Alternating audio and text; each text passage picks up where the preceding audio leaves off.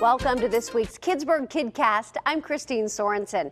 Have you practiced mindfulness today? Or more importantly, have your kids? We are going to teach your family how to do it in just a moment. But first, why it's an important superpower to have in your skill set.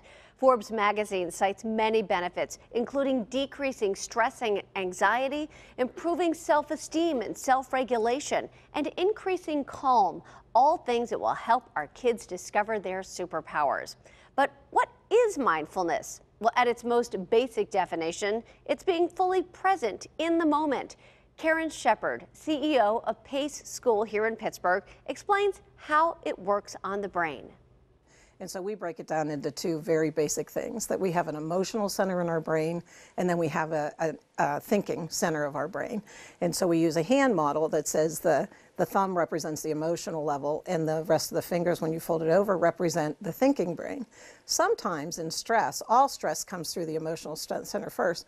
Sometimes it gets overwhelmed and it literally flips the lid, and it moves your thinking brain away so that you're really responding very emotionally. And that's why when we're stressed, we might cry or throw a tantrum. You know, you have that child that can't find their favorite toy at bedtime and they won't go to bed and they throw a tantrum.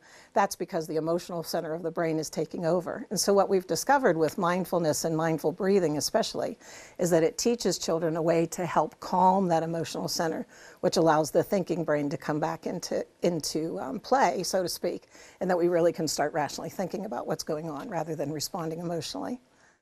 All right, so here's your chance to pause the video, grab your kids, and sit down to learn this mindful breathing technique together.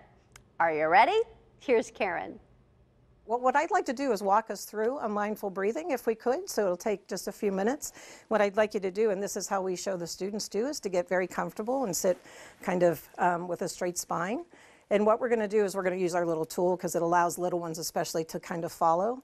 And when you breathe in, you're going to want to let your belly actually feel your belly go out. And when you exhale and you breathe out, you want to be able to feel your belly go back in. And while you're breathing, you want to think about your breathing. Try to not think about anything else, but think about the breathing. So let's go ahead and try. And you can close your eyes if you want, or you can follow the breathing ball, whatever would feel more comfortable. So let's try some and listen to my voice. So what I like everyone to do is take a deep breath in, breathe in slowly through your nose, feel your belly go out, and then breathe back out. And pay attention to the way you're pushing that air out through your nose or your mouth.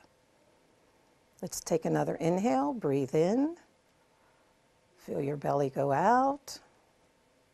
Pay attention to your air going back out as you exhale and breathe back out. Let's take another breath in. Feel that breath coming in and filling your lungs, pushing your belly out.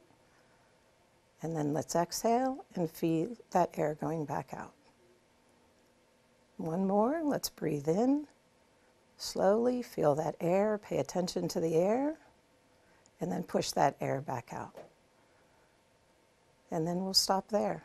So mindfulness and mindful breathing, you're paying attention to your breath and you're not paying attention to the stress that's happening at the moment.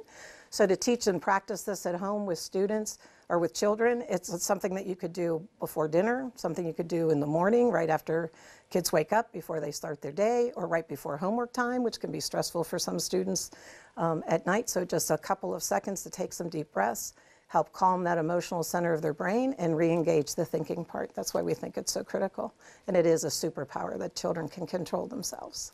For more on how to help your kids discover their superpowers, go to KDKA.com/Kidsburgh. I'm Christine Sorensen, helping make Pittsburgh Kidsburgh.